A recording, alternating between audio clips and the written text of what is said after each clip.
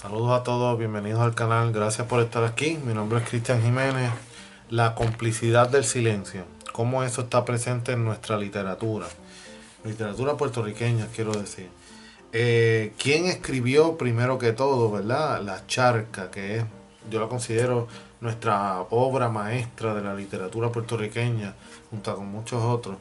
Este señor se llama Manuel Seno Gandía. Este señor era doctor y escribió junto con, ¿verdad? Este es uno de nuestros grandes escritores. Junto con La Charca escribió otras novelas que forman parte de un conglomerado, ¿verdad? Que se llama Crónicas de un Mundo Enfermo. Fíjense que se llama Crónicas de un Mundo Enfermo y cuando vemos las obras y vemos en qué contexto histórico están, ¿verdad? Están sumidas en un contexto de degradación y de casi muchas veces de imposibilidad de la puertorriqueñidad de ser manifestada en todos los ámbitos económico, político, etcétera, y social, obviamente. O sea, La Charca en específico es nuestra obra maestra porque es una de nuestras obras maestras, vamos, el padre de la literatura puertorriqueña. Muchos consideran, ¿verdad? Y yo también, que es Alejandro Tapia, obviamente, pero además de Tapia y otros más, pues Seno Gandía llega a la médula de lo que es ser puertorriqueño. Entonces la charca, ¿qué simboliza? La charca es un agua estancada que no tiene movimiento. Vamos a decir que esto es una manera de interpretar ese título, que lo que quiere reflejar es cómo estaba Puerto Rico en ese momento, entiéndase, estancado, ¿verdad? Redentores, otra de sus obras, también tiene un título un poco, ¿verdad? Vamos a decir sarcástico, de redentores. O sea, la redención es una especie de recompensa y vienen estos políticos a decirnos a nosotros, ¿verdad? Redentores de los años 20, vamos a decir, y a decirnos a nosotros que van a arreglar las cosas, cuando ellos precisamente son los culpables, ¿verdad? De todo. Entonces, ¿qué es la complicidad del silencio? ¿Verdad? Obviamente esto no es un video de Manuel Seno Gandía, podemos hacer, ¿verdad? Un video de Manuel Seno Gandía específico de la charca ni de la literatura puertorriqueña ni nada. Es específicamente algo que está presente en La Charca, obra magistral de Manuel Seno Gandía, que es la complicidad del silencio. Esto es un artefacto incluso filosófico, muestra una especie de actitud básica con la que el puertorriqueño se enfrenta a su realidad. Eso así lo estudiamos un grupo de estudiantes hace ya muchos años en el Centro de Estudios Avanzados de Puerto Rico y el Caribe allá. Una institución que enseña, ¿verdad?, historia de Puerto Rico y el Caribe. Tuve el placer de estudiar ahí y discutíamos esto mismo, cómo es que está presente esto y cómo es que la literatura, muchas veces los analistas de la literatura puertorriqueña no se han ocupado de cosas, de visualizar estas cosas, o no es como que lo más que uno observa cuando uno empieza a conocer los escritores de la historiografía. O sea, no es un tema recurrente. Bien, la complicidad del silencio ocurre específicamente en el capítulo 2 de La Charca. Cuando Juan del Salto, este personaje es un capataz, es un líder que va a las fincas y observa a todo el mundo como de hierba, etcétera. Hay que acordarse de que este Puerto Rico que está aquí en La Charca es un Puerto Rico del cafetal del finales del siglo XIX, principios del siglo XX. Puerto Rico un país empobrecido, un país dependiente, un país con graves problemas coloniales, pero que ya estaba dando visos de una personalidad, ¿verdad? Ya había en este momento existido un Tapia, un Betance y otras figuras más importantes.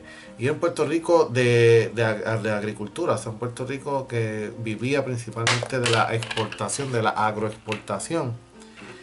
Y un Puerto Rico lleno de una élite básicamente extranjera, ¿no?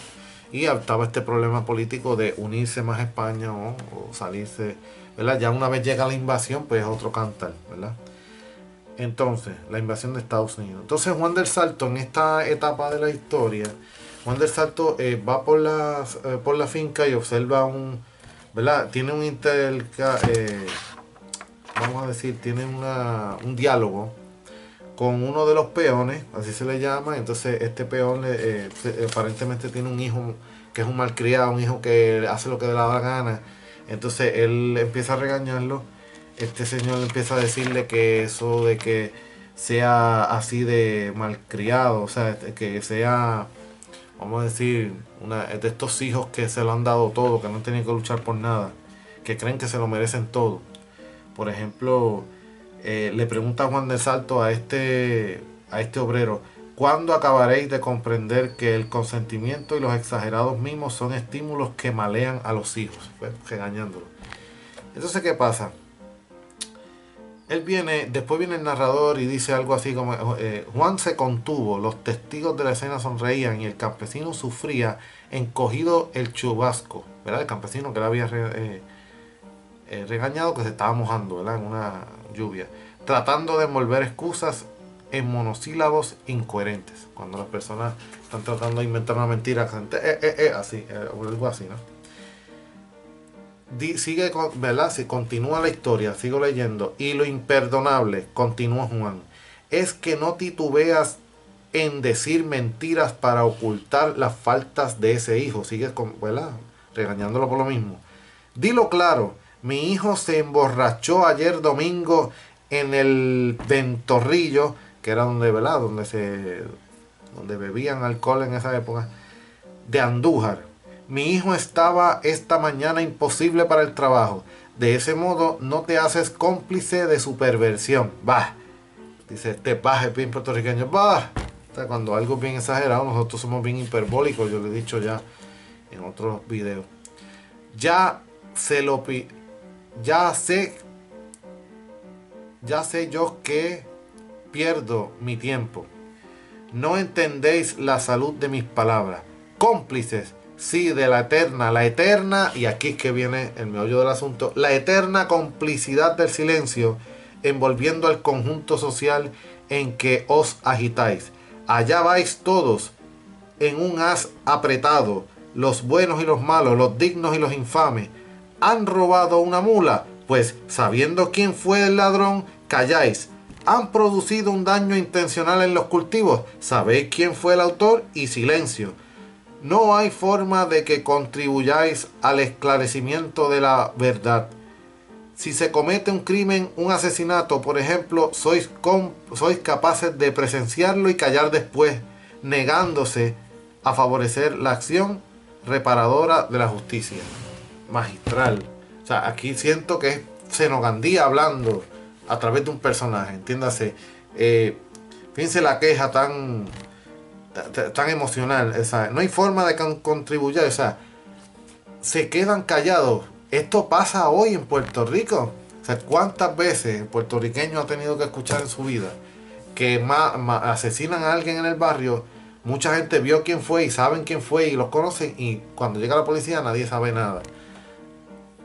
Muerte al chota, dicen aquí ¿verdad? Actualmente en el bajo mundo. El que es chota pues muere, ¿verdad? Por ser chota, o sea, por decir las cosas. Sin embargo, si entiéndase, la complicidad del silencio pues sirve para que es como un mecanismo de defensa también. Entiéndase, nos quedamos callados si pasa algo en el barrio porque nos conviene a todos quedarnos callados, ¿verdad?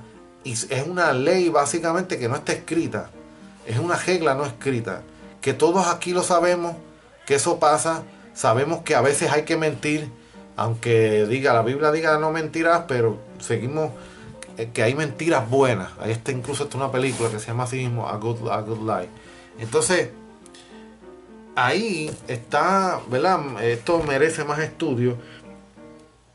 Ahí está, creo yo, una de las grandes enigmas de por qué el puertorriqueño es como es. O sea, este señor Juan del Salto, este personaje, se está quejando de que las personas ven las injusticias, las supuestas injusticias, y se quedan callados. Hay de todo. Está el que se queda callado porque no le importa, y está el que se queda callado porque es malo de verdad. Pero en general nos callamos porque sabemos que en el fondo no hay autoridad que nos ampare. O sea, si tuviéramos una protección real de decir, bueno, si yo choteo a aquel, yo sé que no me va a pasar nada porque tengo un gobierno que me pueda proteger, pero es que eso no existe aquí tampoco. Hoy no existía en la época de Zeno Gandía y tampoco existe hoy. Nos coge el holandés. Hay ¿verdad? Un video que yo hice de esto que también tiene esa efusiva demostración de las emociones que tiene el puertorriqueño en sí, que es de escapar, que es de no enfrentarse, porque no hay algo en lo que ampararse, ¿verdad? Por eso es que es tan trágico muchas veces hablar de la identidad puertorriqueña. Y en el fondo la complicidad del silencio demuestra también ese vacío de poder que siempre en la personalidad filosófica puertorriqueña está. Eso no significa que sea lo único que pasa. Eso no significa que esto demuestra, mira, soy puertorriqueño porque cumplo con la complicidad del silencio. O sea, este comportamiento debe haberse reproducido en millones de lugares en el mundo. Pero hablando de esto, es interesante que encontrarlo en una de las obras más magistrales que existe de la literatura puertorriqueña, que es La Charca. ¿Verdad? Esto obviamente lo pongo hoy como propuesta. La complicidad del silencio, adicional a otras cosas que uno encuentra por ahí,